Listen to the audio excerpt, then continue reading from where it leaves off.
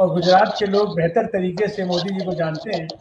गुजरात का ही मॉडल बना करके मोदी जी ने वहाँ जो कुछ किया तो पूरे देश के पैमाने पर छा गया वो आदमी। तो एक तो बात तो सही है कि उनके अंदर गोवल्स की आत्मा प्रवेश कर गई है, वो अपने आप में आत्मभूत कर लिया करते हैं गोवल्स को। और एक हमारे यहाँ शब्द होता है डपोर संख, एक व्यक्तित्व हम लोग भोजपुरिया समाज में रहता है डपोर संख। तो ये डपोर संख और गोवल्स दोनों का मिश्रित रूप अपने मोदी जी हैं और नित नए नए उपक्रम लाते हैं।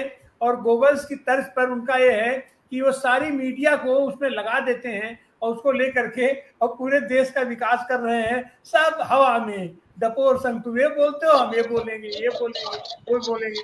तो कुल जो उठा करके जो उनका स्थिति है कि बिहार में अब उनको कौन वो कहे, अब तो डपोर संघ की है ही है कि विकास का खाली स्लोगन देने से, खाली बात करने से तो मामला नहीं चलेगा। आप क्या कर रहे हैं इतने दिनों से, 20 साल से तो बिहार में आपका ही शासन है, आप शासन के अंग हैं। और उसके बाद दिल्ली के अंदर ही अब अपना आता है, तो एक तरीके डबल इंजन की सरकार आपकी रही है। अब इस बीच आप वहां नया सच ये है कि उनकी पोल पट्टी खुल गई है और जो उनकी एक तरीके से पहलगाम में उन्होंने जो घटना कराई, उनको ये था कि वो पुलवामा की तर्ज पर हम एक बार फिर अपना वो करके और हम बिहार का चुनाव हम जीत लेंगे। लेकिन बिहार वो धरती है कि जो गांधी ने सींचा है, अपने गांधी दर्शन से सींचा है। नीलोहे जब वहां पर कुछ नहीं उखाड़ पाए तो मोदी जैसा ये छोटा मोटा आदमी वो क्या करेगा। बिहार में अपना भले तंबू तान के रखे हैं, अपना गुजरात में तंबू तान के रखे हैं, लेकिन उनका तंबू बिहार में नहीं चल पाएगा। बिहार में भी अगर वो हैं तो वो बैसाखी पर हैं और बिहार में मोदी नहीं है, नीतीश हैं। और वो नीतीश की आज की तारीख में ध्वस्त हो चुके हैं, एक तरीके से वो पागल घोषित हो गया है। वो नीतीश जी भी जो समाजवाद का लबादा ओढ़ करके वहां खड़े थे, उस अब वो भ्रम वहां टूट चुका है। तो मोदी जी की अकुलाहट वही है कि जो उनका ढाल हुआ करता था, वो जिस मुखौटे के पीछे, जिस तरबीज के पीछे अपना छिप करके शिकार करते थे, वो खुद ही नंगा हो गया है। तो अब एक करें क्या, तो ये वही कर रहे हैं। हम तो देखे हैं, बनारस में आए थे आप, इतने बड़े अगर आइकॉन थे गुजरात के, तो गुजरात की किसी सीट से आप लड़े होते। लेकिन नहीं साहब, वो तो नित नए नए प्रयोग करते हैं, नित नए नए सिंबल खोजते हैं। अपने बनारस आए और बनारस में आए तो बाबा भोलेनाथ का नाम लेके आए, महादेव का नाम लेके आए, गंगा का नाम लेके आए, गंगा को साफ करने का नाम लेके आए, गंगा का मां बन के आए। और आज की तारीख में देश में भोलेनाथ की क्या स्थिति है और गंगा की क्या स्थिति है उसको बताने लायक नहीं है। स्थिति यह है कि 11 साल से हमारे बनारस के प्रतिनिधि हैं और बनारस में वो आज तक अपना सांसद बन करके नहीं आए। वही बच्चियां, लड़कियां, काशी हिंदू विश्वविद्यालय की ग्रेजुएशन की लड़कियां अपनी मांग लेकर के धरना दिए हुए थे, उस रास्ते से उनको गुजरना था, लेकिन वो पतली गली पकड़ लिए। तो ये तो किसी का मुकाबला भी नहीं कर सकते, इतना डरपोक आदमी है ये कि अगर इसके सामने तन के खड़ा हो जाया जाए तो ये भाग जाता है, पतली गली पकड़ लेता है। तो ऐसे मोदी की क्या बात किया जाए। और फिलहाल जो उनकी पहली सभा हुई है, हालांकि पहली सभा तो उनकी हुई थी अपना पहलगाम में, वो कराने के बाद विदेशी दौरा छोड़ करके आए थे, तो सबको उम्मीद थी कि जाएंगे पहलगाम में, अपना कुछ आंसू बहाएंगे, कुछ घड़ियाली आंसू बहाएंगे, अपना कुछ करेंगे। लेकिन वहां नहीं गए, आज तक नहीं गए कश्मीर। और वो कहां गए साहब, तो बिहार गए और वहां पर चुनाव रैली संबोधित कर रहे थे।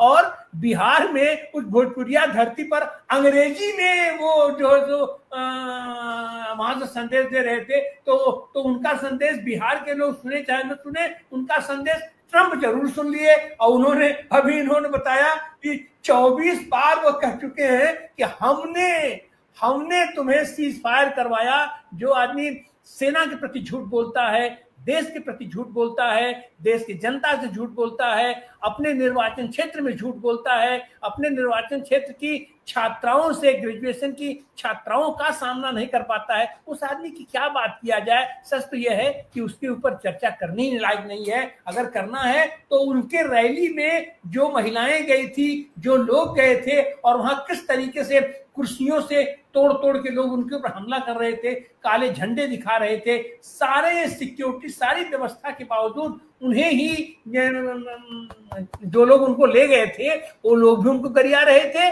और जो लोग वहां गए थे वो लोग भी उनको गालियां दिए। तो सच ये है कि आदमी बौखला गया है, अबे विक्षिप्तावस्था में चले गए हैं। और बिहार तो बड़े बड़ों का इलाज किया है, एक से एक सुरमा वहां आए और वहां से इलाज करके निकाल दिया गया।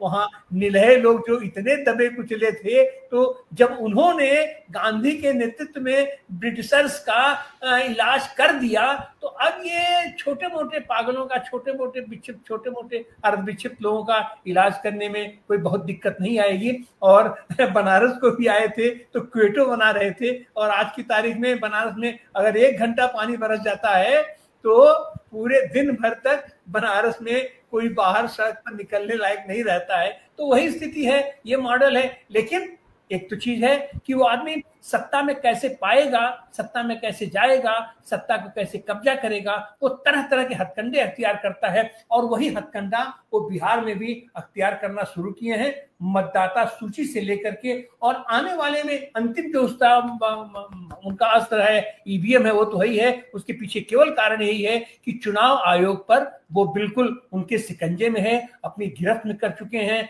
लालच में हो, भय में हो, चाहे जैसे भी हो।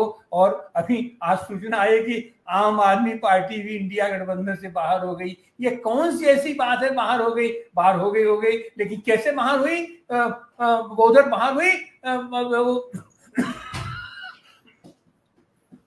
ईडी के छापे अपना सबके ऊपर, मैं ये कल से पढ़ना शुरू हुए। तो ये दबाव बना करके, ब्लैकमेल की राजनीति करके तुम कितने दिन चलोगे? और किसी भी चीज की एक सीमा होती है, अब उस सीमा के आगे मोदी जी जा रहे हैं। तो जाहिर सी बात है, बिहार में वो चाहे जो घोषणा कर, बिहार में ऐसे घोषणा उन्होंने किया, उसका क्या हुआ समझ? तो बिहार तो वहां पर जब निलहों को पीट करके भगा दिया ब्रिटिशर्स को, गरीब को थे, तो ये लोगों को क्या, अब देखिए आगे आने वाले दिनों में क्या असर होता है। और निश्चित रूप से गुजरात से लेकर के बिहार तक की जो उनकी पूरी यात्रा है बनारस होते हुए, इसका एक रोचक मनोरंजन हो रहा है पूरे देश का। मनोरंजन बेहतरीन, ये बेहतरीन मनोरंजक हैं, विदूषक हैं, इसमें कोई दो राय नहीं है। और जनता जो इस समय पूरी अवसादग्रस्त है, पूरा देश को इन्होंने अवसादग्रस्त कर दिया है, उसमें ये थोड़ा सा ये खुराक में मैं उनका योगदान मानूंगा कि लोग अपना मनोरंजन कर रहे हैं, हंस रहे हैं उनकी बातों पर। और